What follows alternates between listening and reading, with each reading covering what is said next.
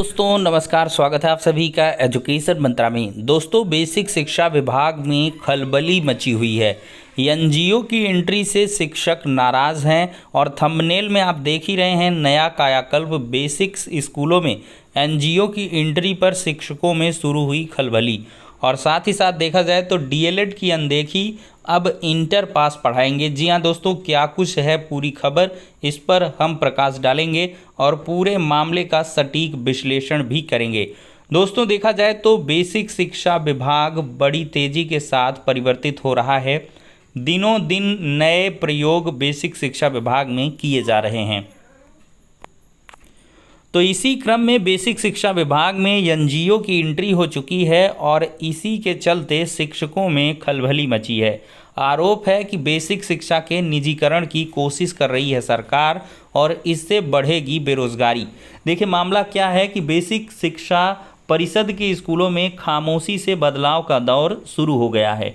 शिक्षकों की भारी कमी से जूझ रहे इन स्कूलों में अब एनजीओ की ओर से नियुक्त ऐसे लोग बच्चों को पढ़ाते सिखाते नजर आएंगे जो ना प्रशिक्षित होंगे, ना जिनके चयन की कोई स्पष्ट प्रक्रिया निर्धारित होगी। शासन के इस फैसले पर शिक्षकों का पारा चढ़ने लगा है। उन्होंने इसे बेसिक स्कूलों को निजी हाथों में सौंपने का पहला कदम करार देते हुए योग्य युवाओं के सामने बेरोजगारी का और ज़्यादा संकट पैदा करने वाला फैसला बताया है। जल्द सड़कों में उतरकर इसका विरोध करने का ऐलान भी किया गया है। दरअसल बेसिक स्कूलों में शिक्षा के स्तर पर पहले से ही सवाल उठते रहे हैं, लेकिन अब खुद शिक्षक ही इसमें और ज़्यादा गिरावट आने का अंदेशा जता रहे हैं। दरअसल अब इन स्कूलों में शिक्षण कार्य के लिए निजी संस्थानों को देखा जाए तो अवसर देने की शुरुआत की गई है। बरेली जिले में बेसिक स्कूलों में पहली से 5वीं तक के बच्चों को विभिन्न गतिविधियां सिखाने की जिम्मेदारी Humana people to people India नाम की एक निजी संस्था को दे दी गई है। इस संस्था ने पहले चरण में जिले के 35 स्कूलों में अपने शिक्षकों को तैनात कर बच्चों को सिखाने पढ़ाने का काम शुरू कर दिया है। तो यहाँ पर आप घेरे में देख सकते हैं कि ये एक प्राइवेट संस्था है, Humana people to people India private संस्था है जो कि एनजीओ है। और ये दोस्तों एक निजी संस्था है और इस संस्था ने पहले चरण में ही जिले के 35 स्कूलों में अपने शिक्षकों को तैनात किया है और वो बच्चों को पढ़ा सिखा रहे हैं। यहाँ पर आगे लिखा है क्यारा ब्लॉक के कई स्कूलों में भी ह्यूमाना सक्रिय रूप से काम कर रही है। ह्यूमाना के अधिकारियों का कहना है कि इसके लिए शासन स्तर पर करार हुआ है। करार की बात की MOU साइन हुआ है, मतलब ये एक एग्रीमेंट के तहत हो रहा है। उधर विभाग के शिक्षक समुदाय ने में इस शुरुआत के बाद खलबली का माहौल है। शिक्षक नेताओं का कहना है कि बेसिक स्कूलों में शिक्षक और शिक्षा मित्रों के ही देखा जाए तो शिक्षण कार्य करने की व्यवस्था है। एनजीओ को पैर जमाने का मौका देने का फैसला सरकार के निजीकरण की ओर कदम बढ़ाने का संकेत दे रहा है। उनका कहना है कि अभी सरकार का इरादा साफ होना बाकी है। शिक्षक भी रणनीति बना रहे हैं। अगर निजी संस्था को शिक्षण कार्य की जिम्मेदारी दी गई तो सड़कों पर उतरकर आंदोलन किया जाएगा। दोस्तों देखा जाए तो यहाँ पर बीएड डॉक्टरेट वाले खाली बैठे हैं और 12वीं पास बच्चों का बेड़ा पार करेंगे। तो पहली से 5वीं तक के बेसिक स्कूलों में बच्चों के लिए बेहतर शिक्षा के नाम पर निजी संस्था को मौका तो दिया गया है, लेकिन उसके कर्मचारियों पर स्नातक पास करने के साथ बीएड, बीटीसी या सीटीटी जैसी योग्यता की अनिवार्यता लागू नहीं की गई है। 12वीं पास अभ्यर्थी ही स्कूलों में बच्चों का बेड़ा पार करेंगे। निजी संस्था इनका चयन कैसे करेगी यह भी साफ नहीं है। ये एक दुखद बिंदु है कि बेसिक शिक्षा विभाग में हज़ारों हज़ार पोस्ट क्या लाखों पोस्ट खाली हैं, लेकिन जो योग्य आज की डेट में देखा जाए तो डीएलएड उम्मीदवार, चूँकि बीएड बाहर हो चुका है, तो डीएलएड उम्मीदवार इसकी ट्रेनिंग करके सीटीटी टेट पास करके बैठे हैं, लेकिन उनकी नियुक्तियां न करके एनजीओ के आधार पर जो इंटर पास लोग हैं उनको यहाँ पर लाया जा रहा है।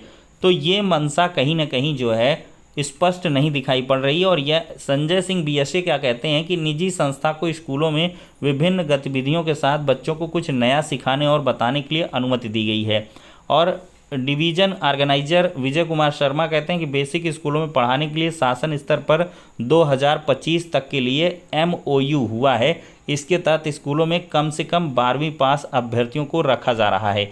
तो मतलब देख सकते हैं कि ऑफिशियल स्टेटमेंट है कि 2025 तक के लिए MOU साइन हुआ है और इसके तहत स्कूलों में कम से कम 12वीं पास अभ्यर्थियों को रखा जाएगा और वो पढ़ाएंगे। यहाँ पर दोस्तों डॉक्टर विनोद शर्मा, मंडल अध्यक्ष पूर्व माध्यमिक शिक्षक संघ, कहते हैं कि निजी संस्था का बेसिक शिक्षा परिषद के स्कूलों में शैक्षिक दखल होने से उनमें पढ़ने वाले बच्चों का भविष्य तो अंधकार में होगा ही, बेरोजगारी भी बढ़ेगी। इस बहाने निजीकरण को तेजी से बढ़ाया जा रहा है।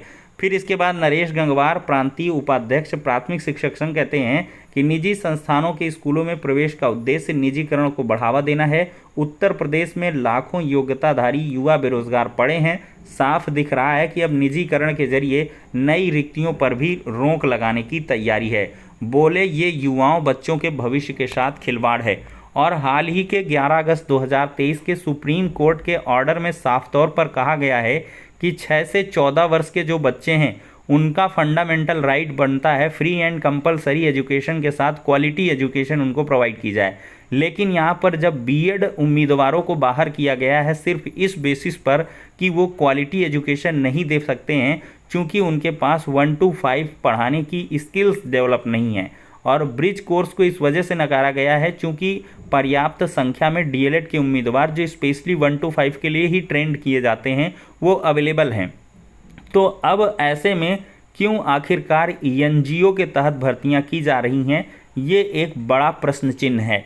क्या गतिविधियां डीएलएड किए हुए छात्र नहीं सिखा सकते हैं? क्या उनको 2 वर्ष का ऐसा प्रशिक्षण नहीं दिया जाता है जिससे कि वो बेसिक शिक्षा विभाग में अच्छे से 1 to 5 के बच्चों को डील कर पाएँ? ये एक बहुत बड़ा प्रश्न चिन्ह लगाता है। और यहाँ पर दोस्तों साफ तौर पर ऑफिशियल स्टेटमेंट भी है कि 2025 तक के लिए MOU में साइन हो चुका है। गुपचुप तरीके से देखा जाए तो ये 2025 तक का एग्रीमेंट हो गया है और धीरे धीरे ये संस्था जो Humana people to people India है ये अपने जो निजी संस्था के द्वारा नियुक्त लोग होंगे उनको सीधे सीधे हर ज़िले में नियुक्त करेगी। तो ऐसे में जब ये नियुक्तियां हो जाएंगी तो इनको भी बतौर शिक्षक काउंट करके में भी छात्र शिक्षक अनुपात को और बढ़ा हुआ दिखाया जाए। चूँकि यहाँ शिक्षा मित्र भी एक तरीके से कहा जाए तो संविदा बेस्ड जो है अध्यापन कार्य करते हैं और उनकी गणना शिक्षकों में तो नहीं होनी चाहिए क्योंकि उनके पास मिनिमम एलिजिबिलिटी नहीं थी। सुप्रीम कोर्ट के ऑर्डर से वो बाहर हुए थे, लेकिन उनकी जब गणना होती है तो शिक्षक के तौर पर होती है और छात्र शिक्षक अनुपात को मेंटेन्ड दिखाया जाता है। तो ये दोस्तों देखा जाए तो अप्रशिक्षित होने के साथ सिर्फ 12वीं पास एनजीओ के कर्मचारी क्या कुछ कायाकल्प करेंगे ये समझ से परे है और ये चिंता का विषय भी है। तो दोस्तों इस विषय में आपका क्या कुछ कहना है, अपनी निजी राय कमेंट सेक्शन में ज़रूर देंगे। इस वीडियो में इतना ही, नेक्स्ट में मिलते हैं। वीडियो को ज़्यादा से ज़्यादा लाइक एंड शेयर करें और चैनल में पहली बार आए हैं तो सब्सक्राइब अवश्य करें।